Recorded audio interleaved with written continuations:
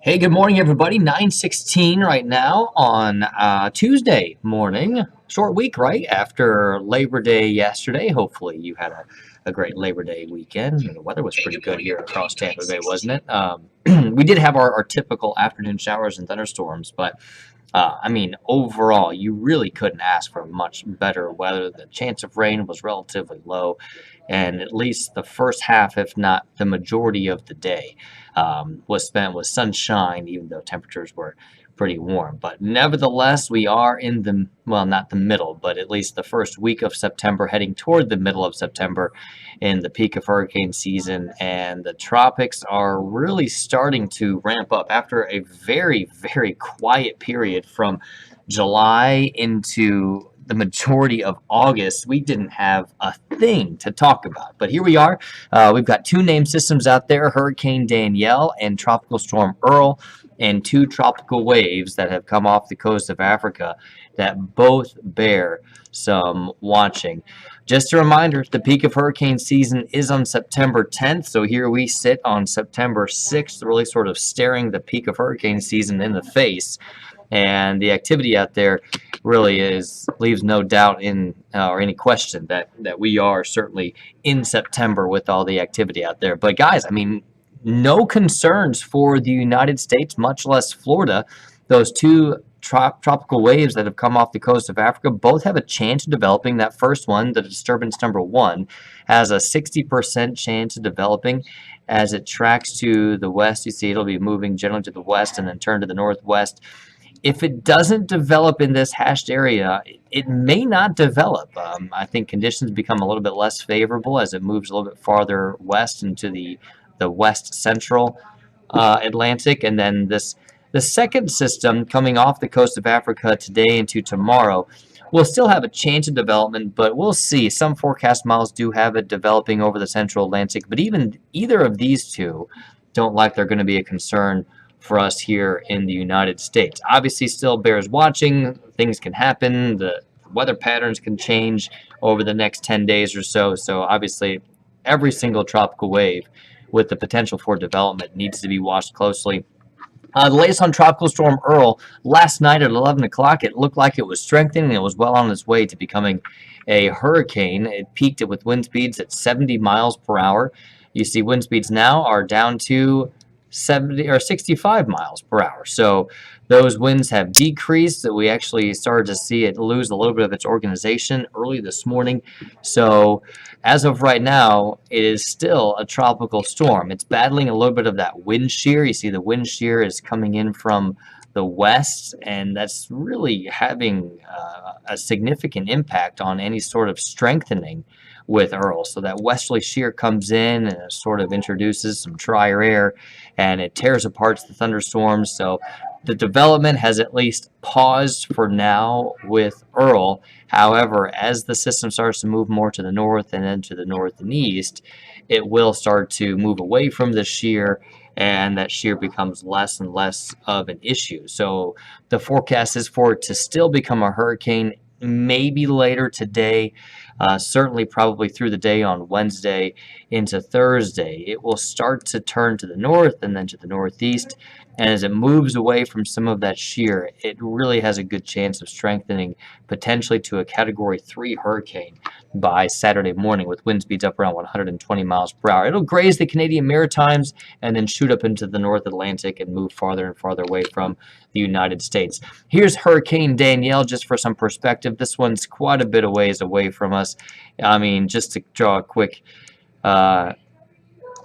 line there, it's 1,300 miles away from Maine, and obviously much farther away from us here in Florida, over 2,000 miles away from us. So no concerns with Danielle as it spins over the north waters of the Atlantic. It's moving still very slowly to the northeast at 8 miles per hour. Wind speeds are down to 75 miles per hour. This system probably doesn't hang on to hurricane strength much longer, maybe a couple of days or so. It looks like it does this little loop-de-loop over the North Atlantic. It gets picked up by the upper-level winds once again, and then it heads off towards the east, maybe going over towards the British Isles and Western Europe. We'll see. But overall, a storm out in the open waters of the Atlantic is not anything to be concerned with. So all good out there from a tropic standpoint, though it is active and there are 2 named systems. No concerns for any impacts to us here in the United States. Bermuda is going to have to watch Tropical Storm Earl. In the meantime, I mean, our coast looks just about perfect, doesn't it? Pristine conditions out there on Clearwater Beach this morning. And we're probably going to see just a few showers or storms start to pop up as we head through the middle of the day, about a 50% chance for those afternoon showers and storms out there. More of those are going to be in areas inland later on this afternoon. So not a huge concern for storms, at least for now. We'll start to see that chance increase with more widespread storms developing through the second half of the week into the weekend. Karen, asking a quick question here, saying any previous seasons that have started off like this so late in the season and these early storms being pushed off to the East Coast. It's hard to really draw any comparisons to any previous seasons at this point because we really don't know how it's going to end up being. I mean, one that just jumps off is, what was it, 1992. That was Hurricane Andrew. Only 6 named storms that year, the first of which was Andrew, and that one became a Category 5 hurricane right before landfall in South Florida. So sometimes we get these slower starts, and then all of a sudden it's like the switch is flipped, and we've got the activity that just produces all these storms. So we got to watch them closely. Obviously, we've been in a very active period lately. In fact, you go back to 1995, we've been in a fairly active period. You throw in the fact that we are in a La Nina right now, and typically we see more activity during a La Nina pattern.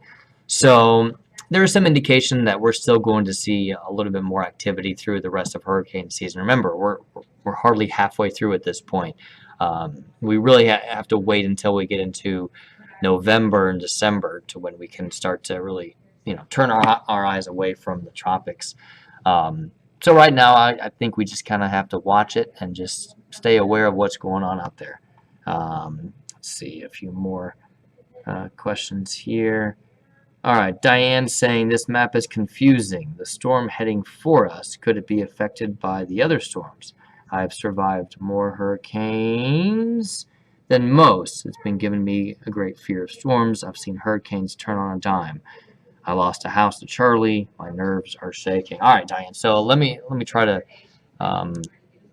calm your nerves just a little bit here, and we'll go back to this map of all the systems. Certainly, there's always a concern. So Tropical Storm Earl is going to be clearing to the north and east. So this system goes kind of in this direction here, and it's going to go up like that. Danielle will be moving in that direction. And these areas here, you got that orange area, that's just the area of where we could see development. The forecast models from there actually take this system and take it up like that.